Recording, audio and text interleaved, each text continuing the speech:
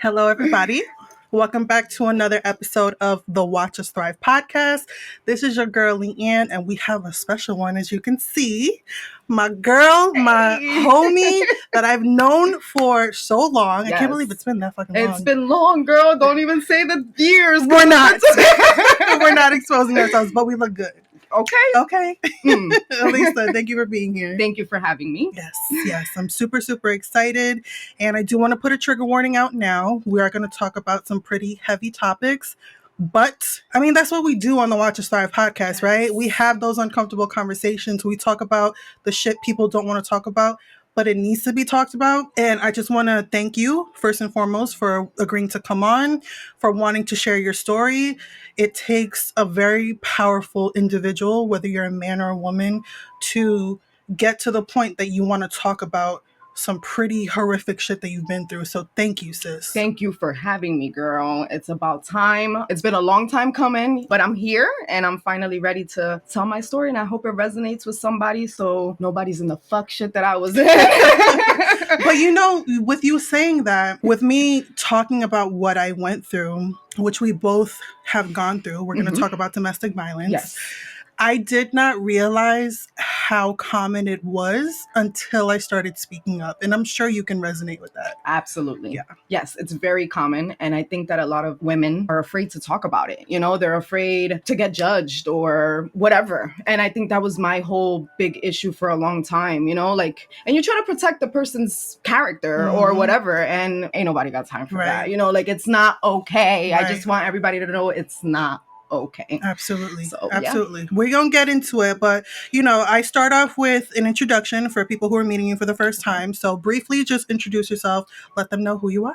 I'm Elisa. I'm a Jersey girl. Like Leanne said, we've known each other for quite some time. I'm a mother of 3. I'm just a regular girl. Like there ain't nothing special, but you know, I am out here trying to just be a better mom, be a better daughter, be a better friend, and make it in life because shit is hard out here. And that's it. That's pretty much it. There's nothing special. Yes. I love curly hair. Yes. Embrace your curls, ladies, okay? If you got natural hair. Yes. And that's about it. I love it. I'm just thinking about the moment when you hit me up and you were like, Leanne, I think I'm ready to share my story. And my heart was like, I'm sure. I was like, oh, I've been waiting. But you know, everyone's journey is different. Absolutely. Right. And I'm never going to force someone to talk about this until they're ready. Yes. And when you hit me up, I was like, oh my God. First of all, I'm so fucking proud of you for leaving. Girl. Because we're going to get into how messy that shit was. And the thing is that I know the person who did this to you. It's not easy. And you talked about like wanting to protect the person. And I can understand that too in my own situation, but we'll get there. But let's talk about childhood. Let's talk about, since we're going to kind of focus on relationships, I would love to know, what was the relationship dynamic for you growing up at home with your parents? Yes. Was domestic violence something that you saw growing up? Share, you know, as much as you're comfortable with. My parents are happily married still. I mean, maybe not happily. There's things that, you know, whatever. But as a kid, alcoholism was in my family. Okay. So mostly with my dad. And I'm not justifying his alcoholism, but he always provided for us. He always made sure we had a roof over our head. He always made sure there was food. He was a responsible alcoholic, okay? There was no domestic violence that I ever saw, but there was verbal abuse. You know, my parents are very old school. And, you know, there were times that I would hear my father, you know, curse at my mom or call her names, you know, disrespectful things that now as an adult that I see it, I'm like, that's not how it is, like in any type of relationship, you know, but I was a kid. I didn't know. Overall, my relationship with my parents, again, they were very strict. So, as were a lot of Latinos. Yes, it was horrible. Like I couldn't go out with my friends. Like I used to sneak out. Like it was bad, but me too. Girl, okay. But I think I was always searching for love in my parents. I learned a lot of things not from my parents. I learned a lot of things from friends, families, because my parents, I guess, were afraid to. I'm not playing around. We literally had a sex conversation like a few weeks ago. I'm 34 years old. For the first time? For the first time. I never have. Okay. I think it's very important. Wait, after you having 3 kids, After like now they want to. Girl. Okay. Okay. So this is what I'm trying to say. Yes, Okay. yes. So it was very that. They were very, and I guess again, it was a Latino thing, and they didn't want to, whatever, for whatever reason they did it. Right. But I didn't get that love from my mom, especially. Like I searched for that. When they would drink, that's where the love would come. You know what I mean? I'm going to say one thing. These childhood traumas that we go through, girl, listen, they are so, when you're an adult, it's like they come back. It makes sense. Yes. Yep. And then you're sitting there and you're like, wow, like this is why I chose these relationships. This is why I went through this. This is why. And now I see that. Yes. And I'm saying that to say, I'm trying to be a better mom to my kids. Like I try to be transparent to my kids so they understand what it really is. I didn't have that growing up. So now is when I have a better relationship with my parents. And it's okay. I forgave my parents for everything, but luckily there was no domestic violence. There was just a lot of verbal, but I do feel that all that stuff, the lack of love, the verbal abuse that I heard in the house, the dominant character, that my father had, was like, these are your beliefs. You grow up believing that this is what it's supposed to be, and it's not. Okay, it is not. We need to teach our kids that it is not. What I'm teaching you because that's what I know. But you need to learn when you get older that things you gotta for yourself. So that was really me growing up. I had a pretty good childhood. I really did. Like I said, nothing ever lacked in my house. Just a little bit of love. There was alcohol. Like my parents would drink every weekend. If you really, it wasn't an everyday thing, but it was like an every weekend thing. And growing up, it was kind of tough seeing that. You're like, okay, my parents are drunk again. Like, what is going on? I mean, I'm a pretty good person, so I guess they did a good job. You know what I'm saying? Yes, and our parents only knew what they knew when they knew it. Yes.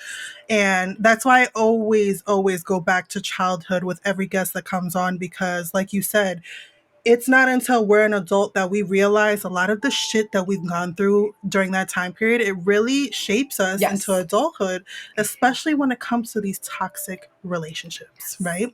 And the same thing for me, when I think about my childhood, I didn't have any alcohol like in my immediate family, but there's definitely alcoholics in my extended family. My parents, they just celebrated their 41st wedding anniversary. High school sweethearts, came from Puerto Rico. I never heard any crazy fights. Right.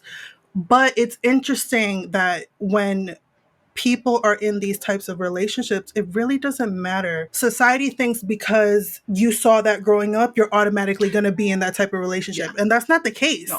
You see 2 people right here. Our parents are still together, but we found ourselves in these really toxic relationships. And what I can also relate to is that lack of like not feeling worthy. Right. Like I'm the second of 2, my older sister. In my eyes, she was like the perfect child. And I always tried to emulate her, but I could never get there. Right. And there was a lot of lack of confidence within myself, a lot of not trusting myself, and a lot of fear of being alone. Yes. You hit it on the money, girl. Yes. And that's the thing. Like when we talk about it and we talk about our shared experience, it's crazy to me how common it is on the same feelings that I was feeling, that you were feeling, and we don't really realize how we're not really alone, but we're so alone. We feel so alone in those relationships, right? Yes. So, I mean, let's just jump right into it. Let's go, girl. I want you to go as deep or as surface level as you're comfortable with. Talk about that relationship, how it started, the abuse, anything that sticks out to you that you want to talk about, like specific scenarios. Yes. The floor is yours. Okay, so first off, I just want everybody to know this was an 11-year relationship. Jesus. Like Leanne said, she knows this person. So obviously we went to school together. We didn't date in high school. It was kind of after high school. How old were you when you met? Well, we met in high school. So remember we were in marching bands, right? I was an 8th grader. I was 8th grade summer going to high school. So that's when we actually met. But it was just friends, whatever. When I graduated high school, I was actually in a relationship. It wasn't a bad relationship, but old boy was cheating on me, okay? Right. My baby father, which is who we're speaking of, he actually let me know about, the infidelity that was happening. So, which honestly now, as who I am today, that would have been a red flag. Mm-hmm. But I was, like you asked, I was probably 18. You're a baby. I was a baby. You don't know shit. Yeah. Nothing. I was vulnerable. Yep. I was looking for love. I was dumb. Like, it was just whatever. Yeah. So we got together. Everything was cool. Obviously, dating. Oh, so cute, whatever. Red flag number 2. He got kicked out of wherever he was staying at. I had recently moved out with 2 of my friends. Stupid me was like, no, I got you, like, and all this stuff. And he moved in. It was really short. Everything was like unraveling really fast. And that should have been, now I need to get to know you. You know what I mean? Like, I need to know that this is what it's gonna be. Girl. Like, okay, Girl. like, I'm not jumping. I'm just like thinking about my whole situation. I'm gonna let you continue. No, go ahead, girl. I met my ex April 30th, 2020. The very next day we had sex. 5 days later, he told me he was falling in love with me. 2 weeks later, after that, we were boyfriend and girlfriend. 2 weeks after that, he moved in. See what I'm saying? So that's why I'm like, yo, these relationships, they're so like, yes. It's like a fucking pattern that they follow. It's crazy. But I'm sure in the beginning, I was like, oh my God. Oh my God, I'm so in love. And yes, and all this stuff. And that's what it was. Yeah. So he moves in. And mind you, I'm with 2 of my friends, a guy and a girl. So they were cool with it, whatever. We were young. All we were worried about was partying. You on your own. Okay. You got freedom. Yeah. So he moved in. And girl, if you look through somebody's phone, you gonna find what you're looking for. Okay. Yeah. So his phone went off. And, curious me back then, I was like, and I looked, and it was a female who texted him and said something along the lines of, oh, that kiss, something. And I'm like, wait a minute, like, you got a whole girlfriend, I took you in. That should have been red flag number, I don't know what, okay? But whatever. So I let it go. No, it's not even like that. This, that, and the third, and blah, blah, blah. Okay, whatever, I let it go. We stayed living together, whatever. Then me and him actually moved out on our own. Perfect. After that text message, I'm sure there was some, again, guys, just remember this is 11 years and I'm going back a lot of years because it's been more. Me and him have been separated since 2019 going on 2020. Yeah. So, it's been a while. But when we moved out, I'm no saint. Okay, I'm going to put that out there. I've had a lot of responsibility in the toxicity of that relationship. I'm not an angel. I'm not, no, that's not what it is. I'm not here to portray that. I have a lot of responsibility. We're all flawed. Okay, yeah. So I just admit it. And I take accountability, okay? Okay, that was my word of the year for 2022. Okay? Accountability. Yes. So we had moved out and, back then I wanted revenge. Like you cheating on me? Like me? Seriously? So you gonna get your lick back. Exactly. So that's what I did. Went back to my ex. The one that was cheating. The one that was cheating, girl. Stupid. Don't we always, okay? This is a judgment-free zone. Okay. And so I go back to my ex and I actually had wrote him a letter. I had wrote my baby father a letter and I said, mind you, I didn't have kids at this time. And I said, I'm done because we were fighting. Like there was a lot of fighting. It didn't get physical yet, but there was a lot of fighting. And now that I think about it, like a lot of situations, I'm like, damn, he used to really pick fights with me just to leave. That got okay. I got triggered by okay, that. Because girl, it's true. Okay, it's true. So he would always do that, and he would leave and go, and I'm like, listen, like you got a home, whatever. So I had left him a letter, and I'm like, I'm leaving, and I'm going back to my mom's house, and this or whatever. How long would you say?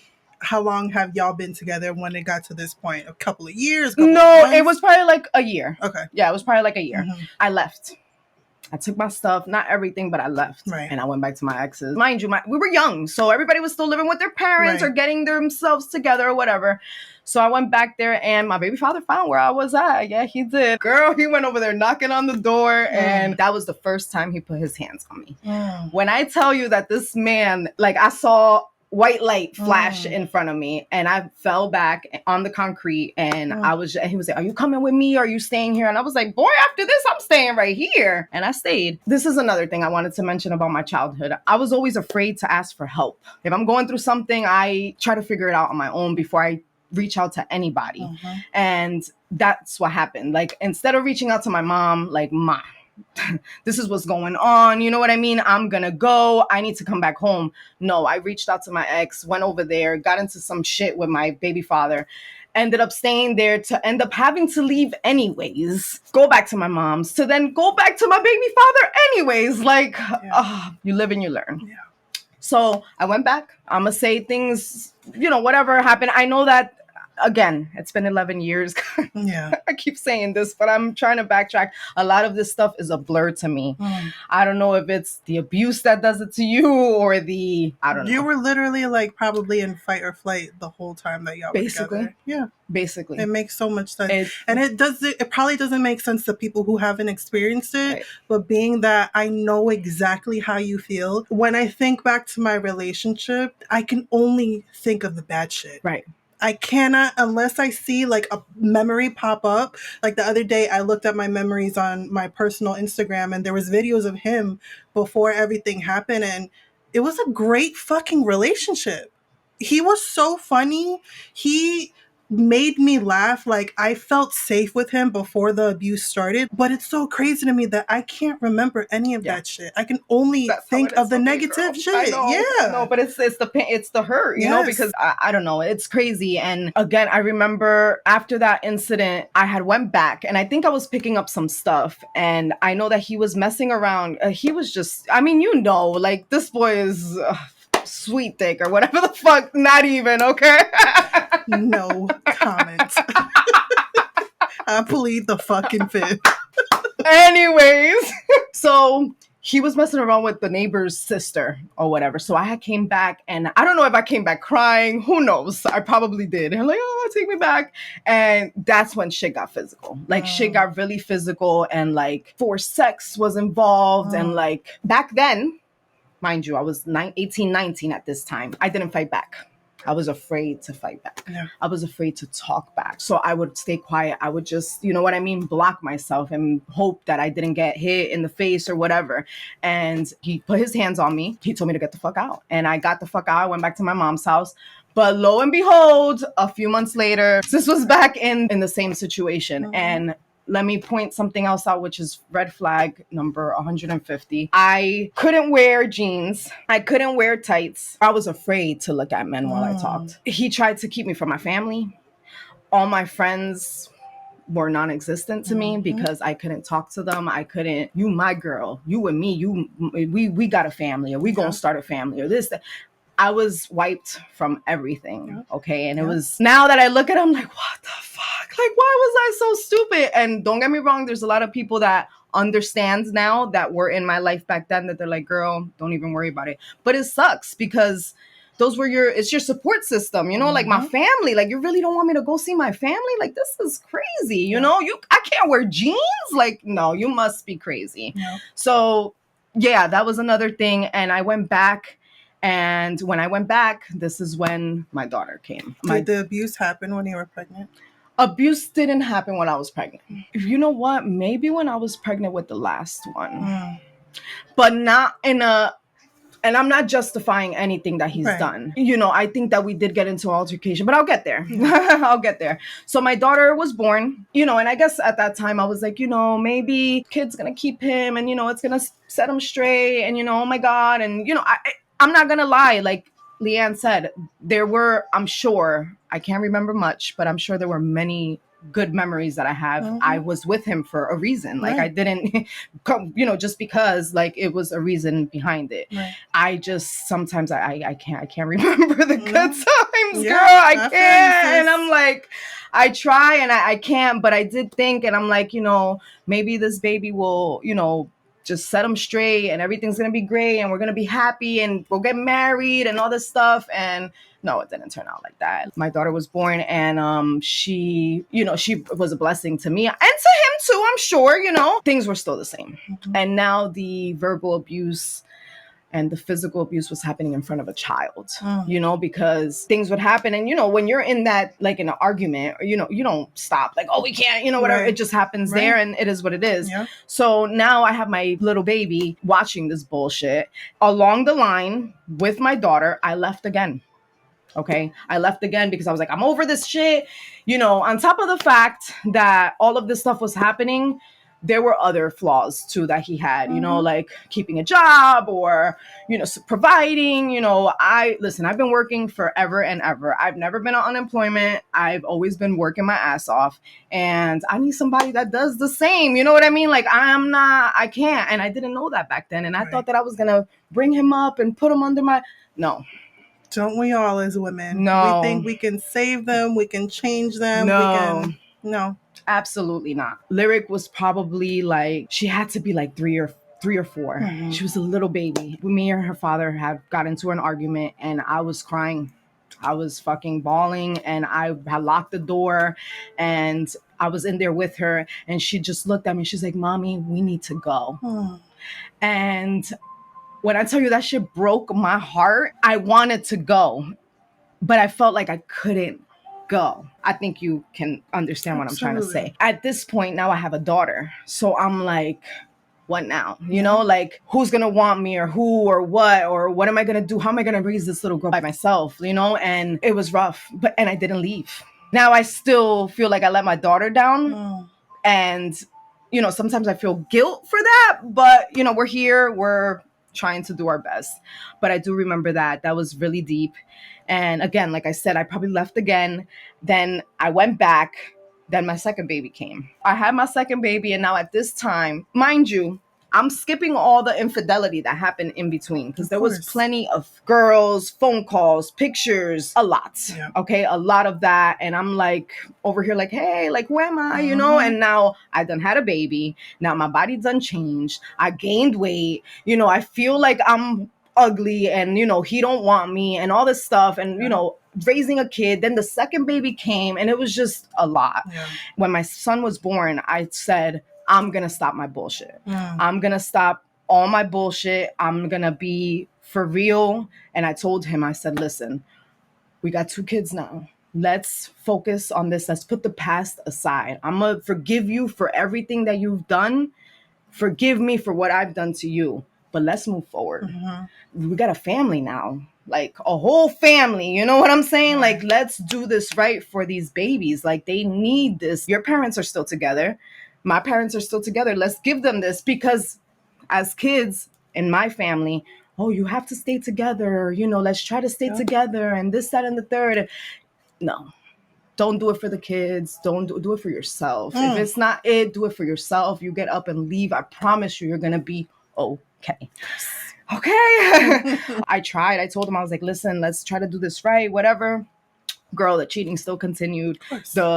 You a whore, you a cunt, you're a prostitute, all you do is suck dick. Just continued on. And then I got pregnant again. While I was pregnant, I remember somebody sent him a picture, a provocative picture. And I looked at this phone, and I was like, really? Like, seriously? Like, I'm pregnant right now? Okay. I'm like, what the fuck? I went and I showed him, I'm like, seriously? Like, you're really gonna keep doing this? And he was like, oh, I don't know what you're talking about. And I was like, I'm so over this shit. And I believe that I cried that night, and I cried so much, and I told myself, this is it. I'm done. Next time that this guy puts his hands on me, I'm fighting back. Next time this man says anything to me, I'm not staying quiet. And I'm gonna tell you something. That was the day. And after that, it was over. You want to fight? We fighting. You want to scream and yell? We screaming and yelling. We doing all of it. And yeah, and that happened. And this is what I was going to say. I believe we had gotten into altercation. And one of his family members was there actually who witnessed it. And he went to push me. His finger went in my eye. Like, he didn't punch me, but it looked like he punched me because his finger went in my eye, and I got a black eye.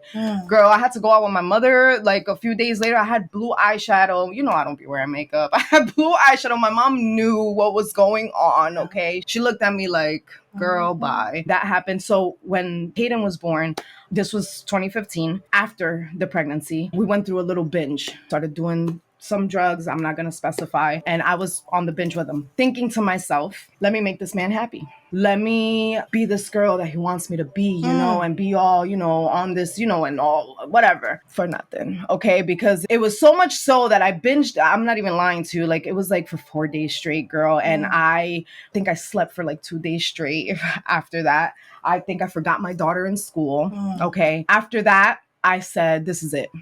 I'm not doing this no more. And I told him, I said, I don't care what you do at this point. I'm not doing these drugs with you no more. I'm good. You do what you want to do, but I'm good. So he stopped and I stopped. That's when other drugs came in the picture. Not for me, for him. But I continued on. We continued on. We stayed, whatever, same thing. Arguments here and there, him making up the lies to leave, to go be with other women. And I was just there, 3 babies now. Not 1, not 2, but 3, trying to raise these kids and trying to keep this toxicity away from them. But how could you if it's, there all the time? Yep. Anything used to just click him off, and it was like, rah, rah, rah, rah, rah, name calling, you fucking bitch, and this and that, I'm leaving, fuck you, I'm leaving. And the kids are just like, what is going on? And that, he leaves, and then I'm crying because, I'm like, oh my God, I'm here with 3 babies, at this point. Like, it was just a lot. It was a lot. 2017, that's when I started my curly journey. And that was a very life-changing time for me. Embracing my hair really helped me see the light, I guess. And what's funny is I wanted to use that platform to talk about this, but I was still with him. So how could I talk about it when I was still with him? You know what I mean? Like, hey, I'm doing it over here talking about you. Like, right. No, it wasn't going to happen. It made me come out of my shell that I was held back from for so long. I went to curly events. I did all this stuff. At that time, I said, I'm going to embrace my hair and sis is going to come back. We're going to come back. We're going to come back. And that's when my feelings for him started dissolving. I was just there because I felt comfortable, because I was accustomed to the way he did shit and the way that we lived and how we, he knew all my flaws. He saw me at my worst. He, I didn't care, because I felt comfortable around him. Yep. He was the father of my kid. I mean, he is the father of my kids. So that's why I didn't leave. Shit just kept going. It just kept going. When I tell you that it was a lot of cheating, and, it's funny because he now, even though our relationship isn't great, me and him, it's not. And I know we're going to get to that. He makes jokes and he's like, oh, let me guess, when I had you locked in the basement. And I'm like, yeah, when you had me locked in the basement, because that's what it felt like. I'm glad that that that's what it is, But yes, so that was 2017. So I'm over here on my curly journey, all this stuff. Okay. Yeah. And I did a lot of events. It got me out of my shell. So this is when I said, at this point, like I told you, when I had my son in 2015, that I said, this is it. We fighting if you want to fight. And so now, anytime that he barked at me, I barked back. Okay, so now things were getting, and maybe that was something wrong for me to do because I should have been the bigger person. But again, I was younger. I didn't know, I hadn't. Now I know. Now I'm like, okay, Lisa, if something like this, just walk away or just end it or just, back then I didn't know that. So things used to escalate. I mean, anybody that knew or that was around us knew. You know what I mean? His family, my family. A few years passed again, and I left like 4 or 5 times. This whole time, these 11 years that I was with him, I left about maybe 4 to 5 times. And every time I went back. And this last time, I wish I could be more specific to the things that happened. But again, it's like a blur. Right. It's a blur. I remember a lot of things, but it's a lot of the bad things. I can't pinpoint every fight that we had, but there was a lot. There was a lot of fights, and there was a lot of, at this point now, after 2017, there was a lot of drug use on his end. He wasn't present. Like, he was there, but he just wasn't present. Yep. And this was the whole thing this is when I said, my feelings were just dissolving for him. It just wasn't there anymore. But I cared for him because he is the father of my kids. And I still want the best for him. I want him to be the best father that he can be for our children. But that's not on me. That's on him. But I wanted to help him back then. And I stayed and, you should go to rehab and, and he did, but he came out and he would go back to the bullshit. And now I'm like, it's becoming too much, and now my kids are seeing things that they shouldn't be seeing on top of and they're getting older. Okay. So they can remember at this point. Exactly. Now I'm like, okay, now we're doing too much. Like, it's this and that plus this. Like, okay, no. So 2019 came. There was some stuff on social media and all this stuff that popped up or whatever. And, he was out there cheating on me. And I remember seeing that. Yeah, okay. It was put on social media and girl, people was screenshot sent it to me. Girl, why is he out? Okay, so whatever. So I hit him up. I'm sorry. I had left. But I left in these terms. I said to him, I'm going to go, but I want you to get your shit together. And I'm going to get my shit together. And we're going to come back, but we're still, we're still there. So that's why. And then somebody sent me the picture. And then I'm like, wait a minute. I'm like, hold on. Aren't we trying to work this out? Like trying to do things good. And you over here with a whole nother bitch who's posting this shit on whatever social media. Like, come on. So that was that. I think like a few months later, she was still in the picture. We went to a wedding. My feelings just weren't there anymore. It just wasn't like, it wasn't clicking. Like I would look at him and I'd be like, like it's, whatever. Let's go back. All right. So my ex, the one that I told you that I went back, right? Okay. He had a drug addiction too, that actually when I cheated on my baby father with him, I wasn't aware of these things. And me and him are still cool. We still talk and he's doing very great. The ex, I mean, clean, he's good, he's doing great. I reached out to him because he is actually a counselor in a rehab. Oh. Yeah. So I reached out to him in regards to my baby father, but he's my ex. Right. So I had reached out to him. I remember my baby father came home one day. Okay. First of all, okay, because this one I remember very clearly. I'm there. He comes in. He's rolling up, right? I smoke weed. He was rolling up. He just said something. He called me a name or something. I'm like, what? Why are you calling me a name? Like, I didn't even do nothing to you. Like, why are you doing this? And he rolled up and he's like, oh, you're going to smoke with me? No, I'm not going to smoke with you. You just came at me sideways. Like, fuck you. Go smoke by yourself. So he was like, oh, that's how it's going to be? That's how it's going to be? I said, yes, that's how the fuck it's going to be. Bye. And he was like, okay, bye. And he left. It was still daylight outside. This man came home at 3:00 in the morning. The first thing he does is go to my phone. I'm asleep. He goes through my phone and he finds the conversation with my ex. Mind you, this conversation was it was nothing. It was literally talking about what, rehab and all this stuff and help for myself. Because at this point, I'm like, I'm fucking losing it. Like, I feel like I'm on drugs, Right. And he did. He helped me. He told me where I can or what I can do and all this stuff or whatever. And he was like, listen, and he was very transparent. Like, listen, if you don't want the help, you're going to be trying and trying. You're not going to do anything. Yep.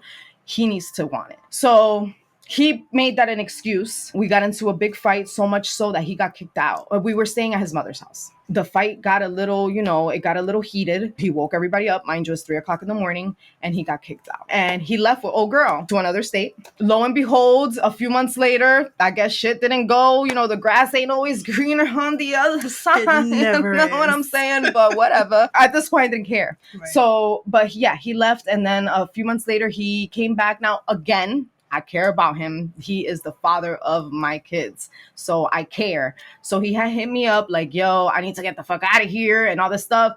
Can you buy me a ticket? I said, no, you buy your own ticket. Okay. Whatever it is, what it is. At the end of the day, I was still staying at his parents' house because I didn't have nowhere to go, which I appreciate them so much for that. And I'm like, it's your parents' house. Like, talk to your parents, right. Like it is what it is. I can't do nothing. Right. He came back and I'm not even going to lie to you. Actually, I think you had messaged me on Instagram. I had went out to dinner with him. I remember. Mm-hmm. I had went out to dinner with him and the kids. And obviously everybody kind of knew that me and him had, separated. And it was probably in the summertime. And I had posted some picture of me and him out to dinner. And Leanne hit me up like, go girl. She didn't know who it was. And I'm like, girl, it's my baby father. I was like, no. But listen, there's no judgment. Yes, there's and no judgment. She was very, like, okay, like, no, nothing crazy. So, but it's just funny that she hit me up thinking that I was in a new relationship. Mm-hmm. Girl, no, it was my baby father. So this is when he came back. We tried, same shit. Arguments, fights, drugs, all this stuff, whatever. I was like, okay, this is it. And then 2019 going into 2020 is when me and him, at this point, I told him I'm over it. I'm going to do my own thing. Let me get my life together so I could get the fuck up out of here. You can stay at your parents' house, but me and you are done. Like, I don't want nothing to do with you. I don't want to have sex with you. I don't want nothing. Obviously, he didn't like that. Of course.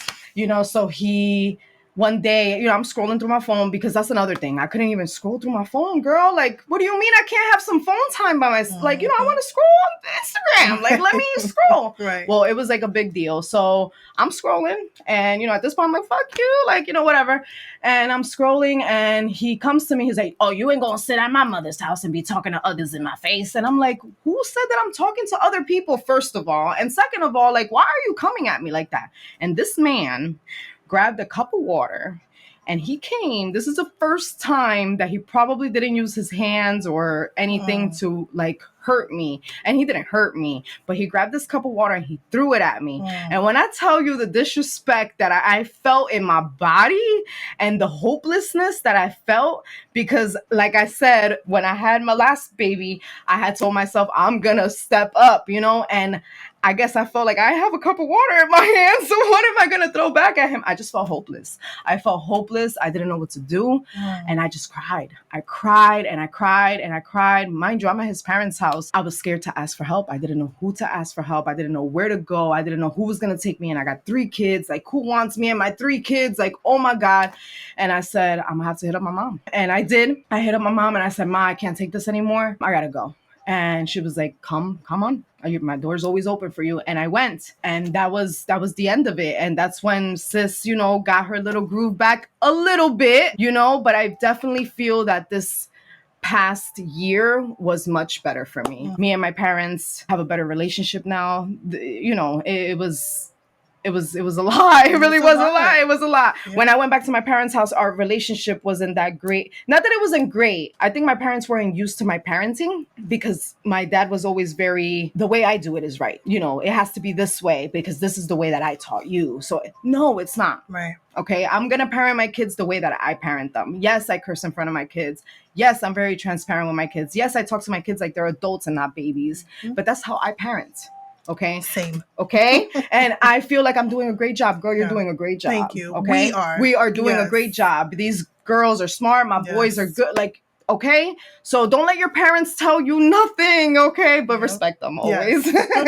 But yeah. So, and listen, me and my father had a few little, you know, fallouts during this time. He tried to get a little rude with my kids. You know, you ain't coming for my kids. Okay. Right. No, it's a no for me. I don't care who you are. Right. So me and him kind of, you know, whatever. And actually, and girl, I'm being super transparent right now with my life. Okay. I love it. I had actually left my parents' house because it got a little too much. Like in my mind, I said, and I think I'm jumping from what you asked me to other stuff. Okay. Fine. I told myself, how did I take my kids out of a toxic environment to come to another toxic environment? Yep. You know, so at this point, I was like, damn, I don't know what to do. Mind you, me and my baby father's family were close. You know, I love them. I'm so thankful for them. They have looked me out a lot and my kids, and I appreciate, they've done more than my baby father has done. So I appreciate them with all my life. And I know my kids do too. So I went back to their house and I said, can you look me out? And they were like, yeah, no problem. We got you. He wasn't there. Lo and behold, he comes back, girl. Mind you, but now we're done. We've been done for quite some time. Again, I'm living my life. I'm like, listen, I'm gonna do me. Like, you know, whatever. I'm gonna raise my kids and do me. You're here, okay, whatever. Till recently, I was like, no, I can't do this no more. I'm not gonna be here. You're gonna stop me from block my blessings because you're mad or because no. Now, me and my parents, I think that my dad had to see my struggle, and he had to see that. Yes, she is doing an amazing job as a mom by herself, you know? And I think he had to see that and kind of have his time to himself to process it. And so much so that one day my dad, which was like, oh my God to me, he was like, you know, I admire you. And I was like, oh my God, like my dad just told me like, I admire you. Like I always looked up to you, you know? And when he said that, it like, you know, it hit. That's when I was like, he sees the light. You know what I mean? Like he sees why I am the way I am. And we good now. Everybody's good. We're in a better, positive environment. My kids are good. Yeah, but that's the backstory. Yeah, girl. Yeah, it's a lot. It's a lot. And I wish I could be more. No, I really don't think it's important for you to like tell every single detail because that's your journey. Yeah. That's your story. Definitely. It's nobody's business, but I really appreciate you sharing what you did because it's not easy to talk about. It's not easy that you still deal with this person on a regular basis, which is one of the questions that I wanted to ask you because I've had people come on that I've talked about when being in these types of abusive relationships, but I've never had someone speak on what it's like to co-parent with someone who abused you. How has that been for you and how is it for your kids too? Well, honestly, I don't think co-parenting is existent in this situation. Get it. He's just there. You know, at this point, I feel like my daughter's over it. How old is she? She's 12. Yeah. She's over it. The boys, I think boys are a little different because they look up to their dad, right. you know, like, and it saddens me and it gets me so angry that I have to try to be this, like, you know, this mom, but also this like hard person. So these boys, like, I'm not supposed to teach you how to go use the bathroom. Like, you know what I mean? Like, or anything. Right. Like, you know, that's the dad's job to do. And there's no, me and him can't talk. You know, I guess he's still in his feelings for whatever reason. I don't know if he still thinks that there's hopes and dreams, but there's no hopes and dreams. Yes, he sees his kids, you know, yes, he, you know, I want to see my kids this weekend. Sure, whatever. Do the kids want to go all the time? Right. Probably not. I'm just that type of person that I don't want no confrontation at this point. You know, right. You want to see the kids? Sure, whatever. I think that it's great, but I just feel like sometimes it's pointless. And if I'm going to be honest with you, if one of them tells me, Mom, I don't want to go, I'm going to say, I'm not going to force you to go. Yeah. You know, we can stay. That's good. Yeah. That's important. And I'm glad that you reiterate that with your kids, because for any instance, you shouldn't force anyone to do something they don't want to do, regardless if they're family or not. Yes. I'm curious to know, and if this is stepping over, please let me know. Mm-hmm. Do you and your kids ever talk about what happened? Have y'all ever sat down and really had, especially with your daughter? I'm curious to know. Okay. So I'm going to tell you about, I had a very deep, I was outside playing with the kids. I might cry. Oh my God. It's okay. I welcome all the emotions, sis. I welcome it all. And I'm proud of myself for not crying this far, but I think I was kind of like over that part. You know what I mean? Now we're in a new part. Yeah. And okay. So the other day I was outside with the kids playing, you know, just trying to be the best mom of the year. Mm-hmm. My middle son, he, you know, sometimes he does things that reminds me of his father. It's got to be triggering. Yeah, extreme. Yeah. And it's not even so much, it is, but it's not even so much the triggers. It's more, I don't want him to grow up to be like that.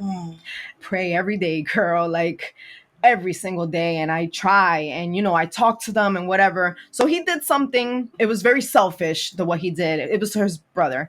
And, you know, I pulled him to the side. I stopped the game. Okay. I pulled him to the side and I went and I talked to him. And, you know, he's very stubborn and not looking at me and all this stuff. And I was like, boy, no, we're going in the car. So I go in the car, and I'm start talking to him. You know, we start talking about what he did. And I've told him, I'm like, Malachi, listen, like, I love you with all my heart. Okay. When I sit here and I talk to, because he's like, let me guess, you're going to lecture me for an hour? Yes, the fuck I am. Okay. Because words, you feel them. Okay. So I sat there and started talking to him. I'm like, listen, I love you. I want what's best for you. And I want you to grow up to be this amazing individual. And I just see things that you're doing and, you know, whatever. And I'm just giving him the advice that I wanted to get to him. He's crying. Asked him if he had anything to say, like if there's anything, you know, whatever. And he was like, I don't know how to say it. So I said, okay. I asked him if he feels like he needs professional, like a therapist, you know, like professional help. And he just started bawling. And my heart, like right there, I was like, damn, man, like I fucked up, you know, like the guilt just like started coming. And I'm like, wow, like, why did it take, my son's about to be 10. And I'm like, why did it take me almost 10 years to realize that they need a therapist, that I need a therapist, you know, like we all need fucking therapists, you know, okay. You know, it broke my heart. And then he just looked at me and he was like, yeah, Mom, I think I do. And he was like, there's a lot of things that I don't know how to tell you. And I was like, listen, and I told him, I was like, there's things that my mom still doesn't know, you know, and it's okay. It's okay if I never find out about things. Would I want to know? Yeah, absolutely. Are you going to tell me? Probably not, but that's normal. And it's okay. You know, I told him that sometimes we need somebody else to, you know, he was like, Mom, I think we all need it. And then he said, can you please call Lyric and Kaden over? And I did. You know, I went on explaining, and I talked to them about why we were having this conversation. And it was because he was acting and doing things that were resembling things that his father was doing. And the word of the year, accountability. I told him, I was like, we need to take accountability for these things. You know, like I don't tell you these things again just to talk. I tell you these things because I know, like, I don't want you to go through what I went through, especially my daughter. We went on to talk. And again, I asked Lyric, because Kaden is small. He's not small. He's 8, but he's still, you know, his mentality is not there yet. I asked her, I said, Lyric, do you feel? And she just started bawling, and she couldn't even talk, crying. And she was like, yeah, I think we do. I do talk to them a lot about these things. I don't specify things to them yet because we don't need to get that deep yet. But they are aware. I can't hide it from them. They've seen it with their own eyes. And I think that's beautiful. I think you being transparent with your kids is breaking the cycle of what we had growing up. Yes. I never felt safe to go to my parents with anything that I was experiencing as a kid, cheating in school or having a crush on a boy or, anything. But the fact that you are having these conversations with your kids, like, give yourself your flowers, sis. Yes. Like, you're doing a great fucking job. I try. No one is a perfect parent. No. I'm a very flawed person, and I admit that. And I've had these conversations with my daughter too. Luckily for me, she wasn't around when the abuse happened, but when I came back home, we had some real ass conversations, and she told me, she was like, Mom, I thought you were gonna die. And that scared me. Yeah. I think it's important for us to have those conversations because that unlocks a new level of healing that we don't even realize. And then it builds a trust in our kids that they feel safe as they get older to come to us. Yes. If, God forbid, they're in this type of similar situation. So give yourself your flowers, sis, okay? Yes. You're doing a damn good job. Yeah, I am, okay? Yes. I gotta toot my horn sometimes. Yes. Yeah, I do talk to them. I think it's very important. You know what's funny? That my mom recently, I call her my cousin because I've known her since we were babies. She had actually hit me up to go out for her birthday dinner, and we did. Our family knows each other. My mom's like, don't tell her anything and this and that and blah. I'm like, Ma, like, seriously? Like, you got the wrong one, but don't worry. I won't mention anything about you. Yeah. Like, I can't be like that because what am I hiding? You know what I mean? Like, for what? Like, this is me. This is who I am. This is what I've been through. You take it or you leave it. Yeah. That's pretty much it. And that's how I am with my kids. This is, again, they've seen a lot of the shit, especially Lyric and Malachi. I'm talking about, I didn't mention this part, but I got keys thrown at me one time, girl, and the keys were dangling in my hands. Okay, I had stitches in my hands. My kids saw that, all three of them. When I tell you, they were all crying and screaming, and like they thought I was gonna die because it was a key. Like, that's some traumatic shit, and I have to tell them, what your father does is not okay. The name calling is not okay. I'm not a prostitute. Okay. Like, I'm not none of these things that your father says. It's not okay. It's not okay. So if there's any, please be, you don't got to be super transparent, but just talk to your kids. Like, they need that. And again, I felt so guilty not knowing that my kids need, or they want to be able to go talk to somebody, privately, not it being me, and I'm going to do it. I've been doing what I got to do these things so they can grow up to be the best that they can be. Okay. I want to know, we talked about a lot. Yes. And I want you to think about, from birth to up to this moment right now, everything that you've experienced and gone through, good, bad, and fucking ugly. What would you say is the most important lesson you've learned about yourself? Okay.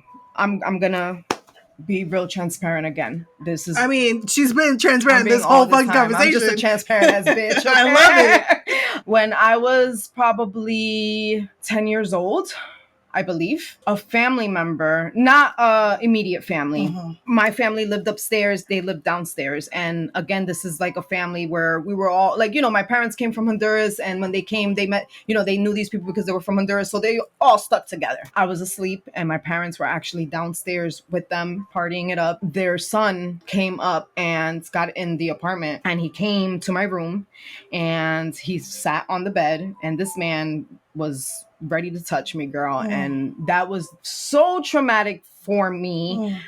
The good thing is that a mom's instinct is, it's real. Okay. When I tell you that lady heard footsteps that did not sound like mine or my brother's, and she came running upstairs to catch this man on my bed about to touch on me, that's what sis did. And my mom came running upstairs, and she saw, and she didn't even say nothing. She turned around and went to get my father. My father came upstairs, and luckily nothing happened, but that was such a traumatic experience for me. And Thank you for sharing. Yes. You never think that you would go through something like that. And it didn't get to the point of rape, but it's scary. Yeah. you're just 10 years old. And another thing was when I was way younger, the same person, I was smaller. Like, I'm talking about a little girl. The same person tried to kiss me when I was like fucking 6 years old. Yeah. You know, so that was very traumatic in my life. So much so that the next day I had like fever blisters on my mouth. Like, it was bad. It was really, really bad. That was very traumatic. I don't know if it made me the woman that I am today, but I think it did. I think it definitely did, because Absolutely. yeah. And then the whole 11 years with my baby father were definitely very life-changing. Yeah. I'm gonna shout out the person that I'm talking to now. He has made me see myself in a different light. I appreciate him for that. And that is, I'm very thankful for him allowing me to see what I'm capable of. Because, girl, I was shut down. Yeah. I was locked up in a basement. Yeah. Okay. Yeah. I was locked up in a basement. And for me to just spread my wings and find these talents.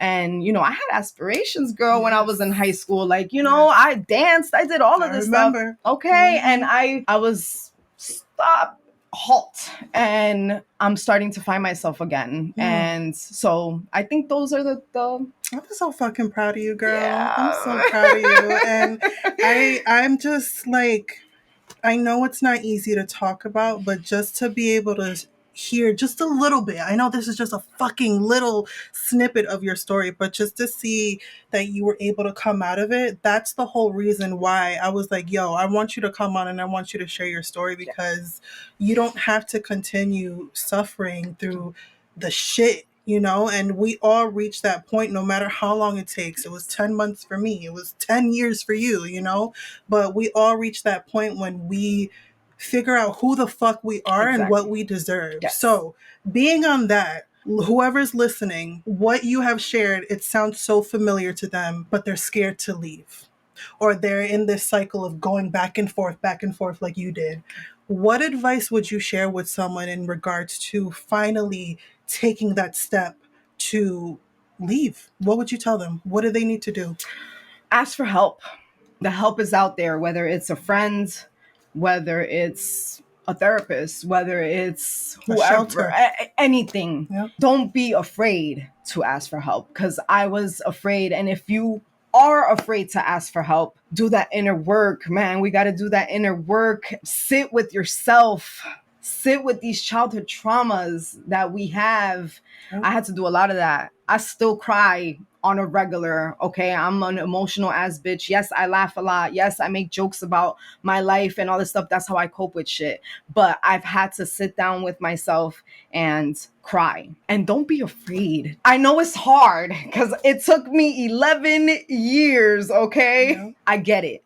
But it's so much brighter on the other side. I promise you. Like, don't let nobody tell you that you got 3 kids, ain't nobody gonna want you, and this and you that. No, there's somebody out there. And listen, we don't need somebody. I'm just saying, because that's what a lot of people say. But please, I know it takes long sometimes, but just ask for help and don't ignore the red flags. My daughter is 12, and you know, that's when they start with the little boyfriends and all this stuff. Girl. And I tell her all that, Lyric, you know what your mother went through, girl. You're the main one. Please, baby girl, don't let these boys be messing with your heart, because it's not okay. And even so, she still be a little gullible sometimes with these little boys. And I'm like, no, honey, you know, we gotta. So asking for help is so important. It really is. And I was so afraid to ask for help for so long. You know, now I'm starting to not be afraid to ask for help. No, I totally agree. That was me when I spoke up for the first time. It's, you know, March 12th, 2021. I ran to my best friend's apartment, and she saw me and she was like, what the fuck? And that's the first time that I told someone. So like you said, as hard and as scary as it is, because they threaten you, they fucking put this fear in you, they do all this shit. Just ask for help. Just ask for help. Just ask for help. Don't. Yes. I'm so fucking proud of you. All right, I want to stay in the feel good vibe. So you're on the Watch Us Thrive podcast. So tell me, what's your definition of thriving? Thugging it. We thugging it. Trying to be better than you were yesterday. That is what thriving to me. Doing better than what you were doing yesterday. Doing better than what you were doing last year. Just trying to be a better you, evolving, learning yourself, loving yourself.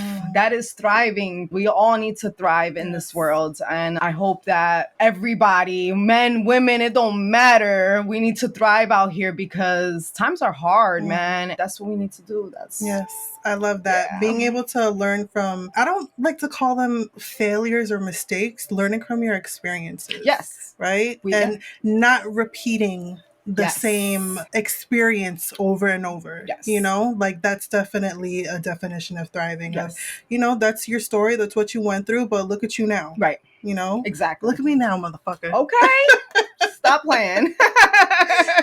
All right. Go back to childhood, whatever age pops up for you, being the woman that you are today. What's one piece of advice you would tell her? Oh, baby girl. Baby girl. Listen to your parents. Don't be out here trying to be a hot ass. It ain't worth it. Take your time. Don't rush to be an adult. This shit is ghetto. Extremely. 0 stars. Do not recommend. Oh, do not recommend. Enjoy school.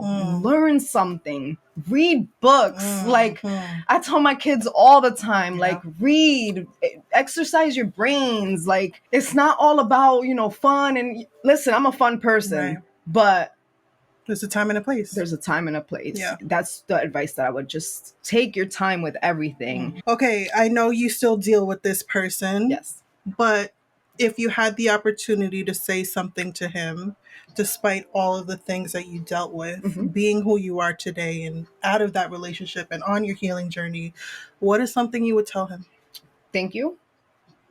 I think if I've never would have went through what I went, I mean, who knows? Right. You know, but because I did go through that, I just, you know, he took a lot of time away from me, from, you know, and it's not wasted time, but I'm thankful for every fallout, every fight, every bruise, every name in the book that I got called, because it's made me learn that those things are not okay.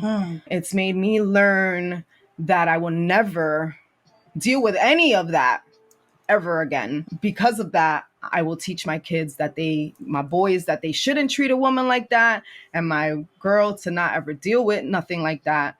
So thank you. Yes. I respect that so much. Mine would have been, fuck you. No, and I'm gonna be honest with you, like you said, I still, you know, deal with him. I think I've told him, and he's looked at me like, bitch, what? Thank you. Thank you. And he's like, I'm thankful for all of my failures more than I am of the good stuff. Maybe because I've had so many failures in life. But not failures, experiences. You're right. No, I totally, you know, I've been asked that question too, as I've been a guest on podcasts, and I talk about my story as well. And at first, that wasn't my answer. And there's still moments it's like, I fucking hate you. Of course. You know what I'm saying? But I think with us going through something similar, because of the shit that we went through, we are who we are today. And for that, I'm grateful. I'm not grateful that this man put his hands on me or choked me out or put a knife to my neck or any of these things that I could have did without, right?